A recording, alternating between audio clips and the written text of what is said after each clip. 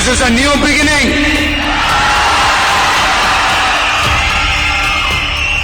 A new era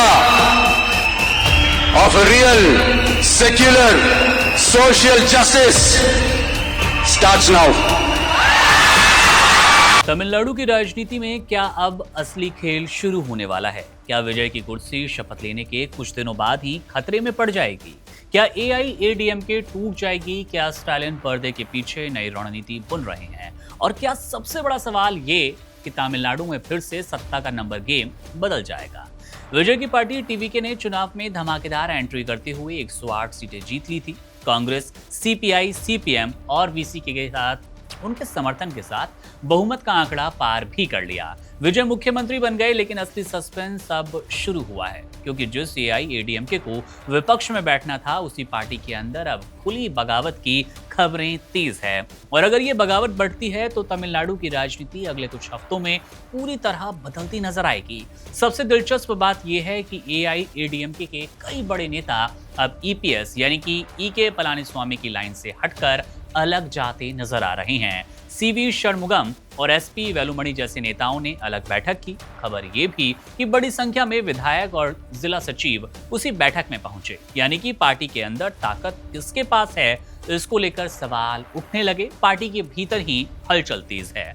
अब सबसे बड़ा ट्विस्ट है फ्लूट टेस्ट को लेकर। चर्चा ये कि एआईएडीएमके का बागी गुट विधानसभा में विजय की टीवीके सरकार को समर्थन दे सकता है।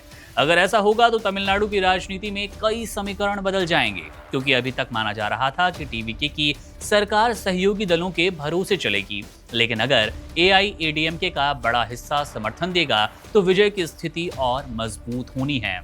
लेकिन क्या मामला इतना आसान है जितना नजर आ रहा है? इसका सीधा सा जवाब है बिल्कुल नहीं। असल डर है एआईएडीएमके के अंदर ही टूट का। अगर 2/3 विधायक अलग लाइन पर चले गए तो एंटी डिफेक्शन कानून से बचने की कोशिश होगी। अब यही वजह है कि पार्टी के अंदर लगातार मीटिंग्स हो रही हैं। पुराने मंत्री ईपीएस को लगातार हार का जिम्मेदार बता रहे हैं। उनका मानना है कि जनता अब एआईएडीएमके के पुराने नेतृत्व से आगे बढ़ चुकी है और विजय के साथ जाने में राजनीतिक फायदा ज्यादा है। लेकिन यहाँ विजय भी बहुत सावधानी से खेल रहे हैं। खबर ये कि उन्होंने साफ शर्त रख दी कि जो विधायक टीवीके को समर्थन देना चाहते हैं वे एआईएडीएमके छोड़कर टीवीके के चुनाव चिन्ह पर दोबारा चुनाव लड़े। अब यही वो पॉइंट है जहां पर कई विधायक पीछे हट रहे हैं, क्योंकि अगर वो इस्तीफा देंगे तो उन्हें जनता के बीच वापस जाना होगा और ये जोखिम हर कोई नहीं लेगा। अगला सवाल ये कि क्या स्टालिन कोई खेल करेंगे? डीएम की भले ही सत्ता से बाहर हो गई, लेकिन 59 सीटों के साथ अब भी वो बड़ी ताकत है। स्टालिन शांत बैठने वालों में से बिल्कुल नहीं है। अगर एआईएडीएमके टूटेगी तो डीएमके हमेशा से इस कोशिश में जुटी भी है और ये कोशिश करेगी कि विपक्ष का स्पेस पूरी तरह से उनके हाथों में रहे। स्टालिन ये भी कोशिश कर सकते हैं कि एआईएडीएमके का असंतुष्ट गुट टीवीके में पूरी तरह ना जाए, क्योंकि अगर विजय एआईएडीएमके के विधायकों को साथ लेकर अपनी ताकत को और बढ़ाएंगे तो भविष्य में डीएमके के लिए वापसी और मुश्किल होगी। एक संभावना ये भी कि डीएमके पर्दे के पीछे एआईएडीएमके के ईपीएस गुट को बचाने की कोशिश करे, ताकि विपक्ष पूरी तरह खत्म ना हो। राजनीति में दुश्मन का कमजोर रहना कई बार उसके खत्म होने से ज्यादा फायदेमंद होता है।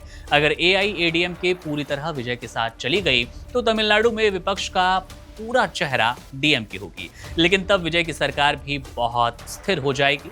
स्टालिन शायद ऐसा तो नहीं चाहते। दूसरी तरफ है बीजेपी भी इस पूरे घटनाक्रम पर नजर रखे है, क्योंकि अगर एआईएडीएमके का बड़ा हिस्सा एनडीए से बाहर आएगा तो अब एक और खेल हो सकता है। तब तमिलनाडु में भाजपा का राजनीतिक कमजोर आधार नजर आएगा, एक आधार जो कि बहुत ज्यादा आपको भविष्य की ओर उन्मुख नजर नहीं आएगा। ऐसे में बीजेपी कोशिश ये करेगी कि ईपीएस का नेतृत्व बना रहे और पार्टी टूटने से बचे। अब सबसे अहम बिंदु ये कि विजय की सरकार क्या गिर जाएगी? फिलहाल ऐसा नहीं होगा। फिलहाल ऐसा होता दिख भी नहीं रहा, क्योंकि उनके पास सहयोगी दलों का समर्थन पहले से है और अगर एआईएडीएमके का बागी गुट भी समर्थन देगा तो सरकार और मजबूत होगी। लेकिन खतरा कहीं और है।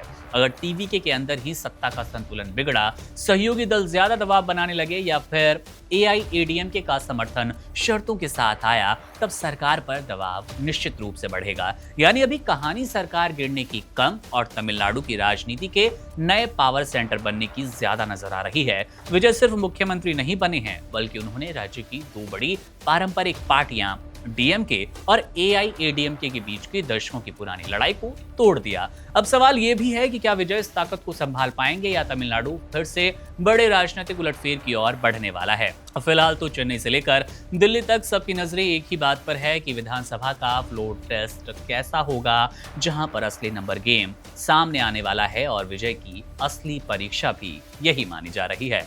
बहरहाल देखना दिलचस्प होगा। तमिलनाडु की राजनीति पर नजर हमारी रहेगी, अपडेट्स आपको देते रहेंगे।